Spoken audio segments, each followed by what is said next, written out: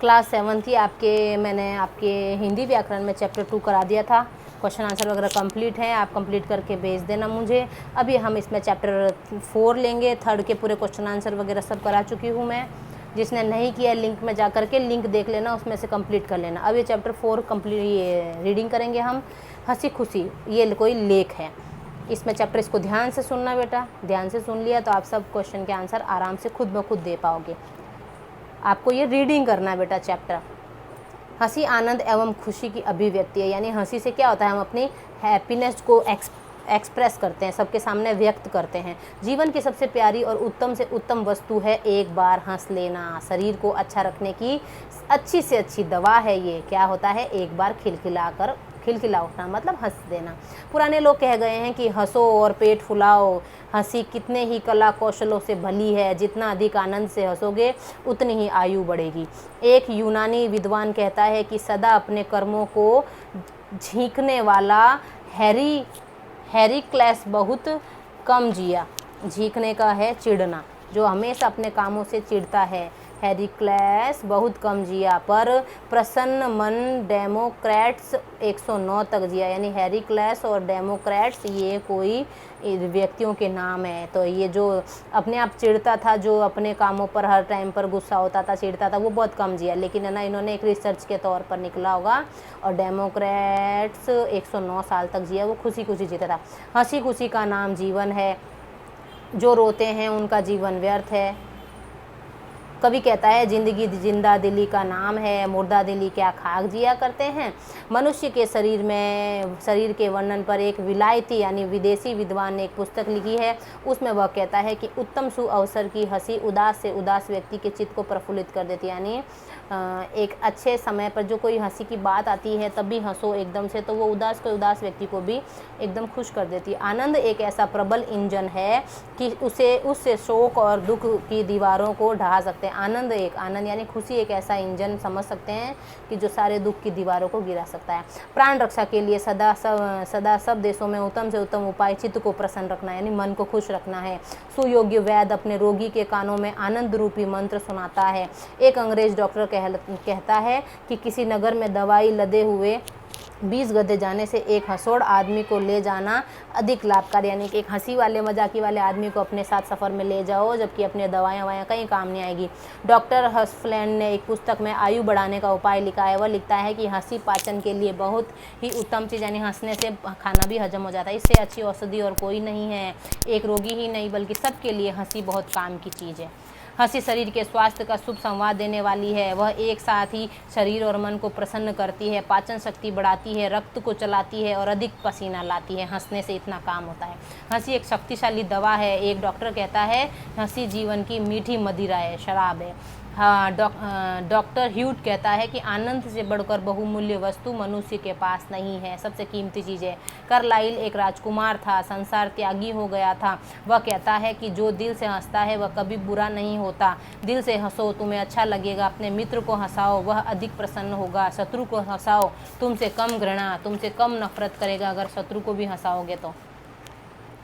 एक अनजान को हंसाओ तो तुम पर भरोसा करेगा। उदास को हंसाओ, उसका दुख घटेगा। एक निराश को हंसाओ, उसकी आशा बढ़ेगी। एक बूढ़े को हंसाओ, स्वस्थ बनेगा। पर हमारे जीवन का उद्देश्य केवल हंसी ही नहीं है, हमको बहुत काम करने हैं। तथापि उन कामों में, कष्टों में, चिंताओं में एक सुंदर आंतरिक हंसी बड़ी प्यारी वस्तु भगवान ने दी है। हंसी सबको भली लगती है। मित्र मंडली में भी हंसी विशेषकर प्रिय लगती है। आप दोस्तों के साथ हंसते खुलते हो, वही अच्छा लगता है। जो मनुष्य हंसते नहीं हैं उनसे ईश्वर बचाए। जहाँ तक बने हंसी से आनंद प्राप्त करो। प्रसन्न लोग कोई बुरा नहीं करते हैं। हंसी बैर और बदनामी का शत्रु है। हंसी बदनामी और दुश्मन का शत्रु है, दुश्मनी का, और भलाई की सखी है, भलाई की सहेली है। हंसी सजे सजाए घर के समान है। मनुष्य रोने के लिए नहीं बनाया गया है, हंसने के लिए ही आदमी बना है। मनुष्य खूब जोर से हंस सकता है। पशु पक्षी को ईश्वर ने यह शक्ति नहीं दी है हंसने की, लेकिन मनुष्य अपने हंसने, मुस्कुराने, गीत गाने और स्तुति करने के लिए बनाया गया, प्रार्थना करने के लिए। हंसी भय भगाती है, डर को भगा देती है, दुख मिटाती है, निराशा को घटाती है, कंगाली का आधा बोझ उड़ा देती है। उदास आदमी से दूर रहो, जो हंसता है वह अपनी आयु बढ़ाता है।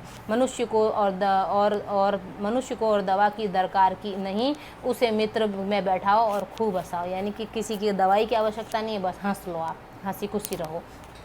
जो हंसते हैं वे धन्य हैं वे जो दूसरों को हंसाते हैं। देखो मैं दूसरों को हंसाती हूँ, तुम लोगों को हंसाती हूँ। देखो उनकी बातों से शरीर में रक्त आनंद होकर नाच उठता है।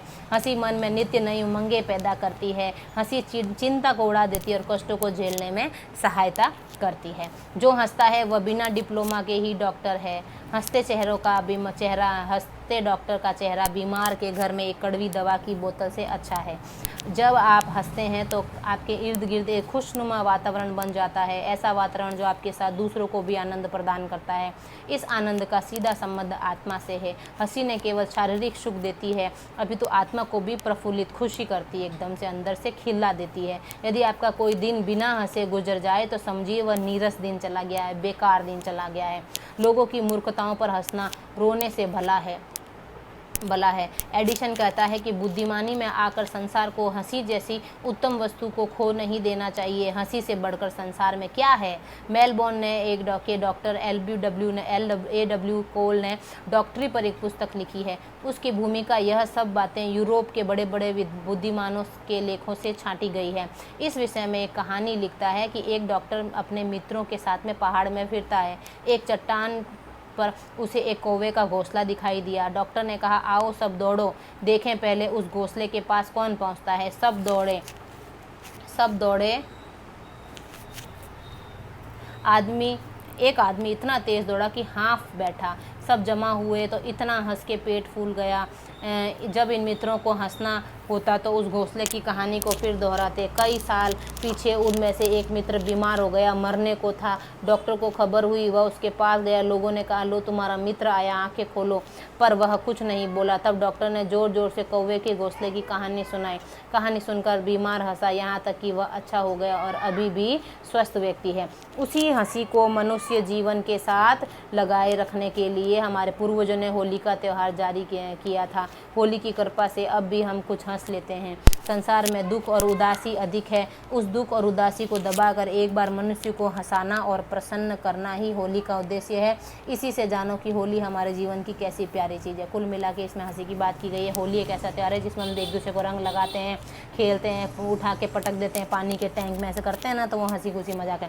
इसका लेखक है बाल मुकुंद गुप्त। इसका संदेश क्या है। हंसना हमारे स्वास्थ्य के लिए लाभदायक होता है और हमें दिन में एक बार खिलखिलाकर अवश्य हंसना चाहिए। तो चलो आज आप हंसना, खिलखिलाकर हंसना, कॉमेडी जोक सुनाना।